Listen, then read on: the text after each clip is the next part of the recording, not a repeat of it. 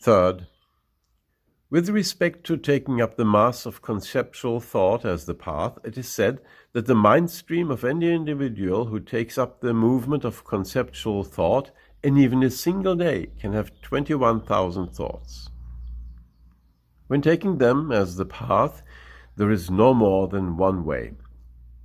For that reason, at the moment a thought arises, be mindful of it, whether it arises as subtle, coarse, or elaborated, or as good or bad or any kind. Do not deliberately let go of the thought. Even using effort won't reify the thought. Do not let yourself get caught up in it. Those of highest capacity, via the view, gain mastery over the thought like snowflakes falling into the ocean. Those of middling capacity, via the meditation, cut through the thought as soon as it arises, like a morning frost being touched by the sun. Those of lesser capacity take up the meditation practice, holding thoughts mindfully without chasing after them, like someone who is angry and about to hit someone, but then does not chase after this ordinary afflictive emotion.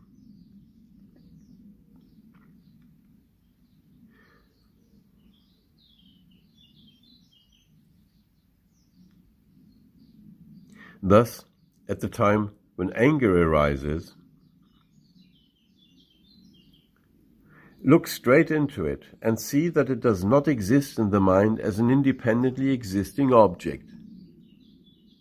Directly look at it and recognize its essence.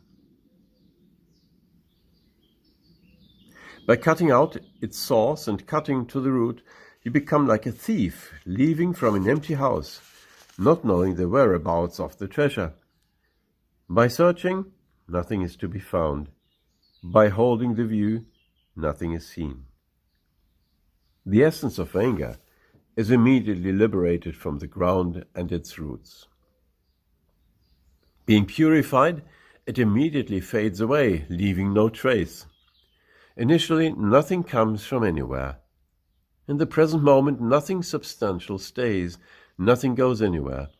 Make the determination that in this state everything becomes calm in and by itself and fades away in and by itself.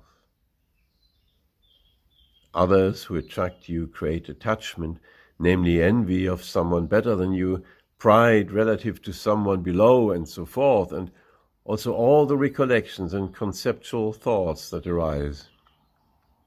Cut to the root, as previously mentioned. Practice the meditation until their lucidity and radiance comes forth. In the 21 Nails it says, quote, "The basis is self-arising primordial wisdom, and is the liveliness of the afflictive emotions and the 5 poisons. Chasing after them is the way to become deluded. If you look at them as a thought, you will go astray. Keeping it, the mind, loose and letting them go their own way is skillful means.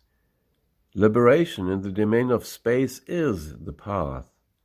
Non-duality is the realization. Directly manifesting this realization is the fruition." Quote end. So it is said.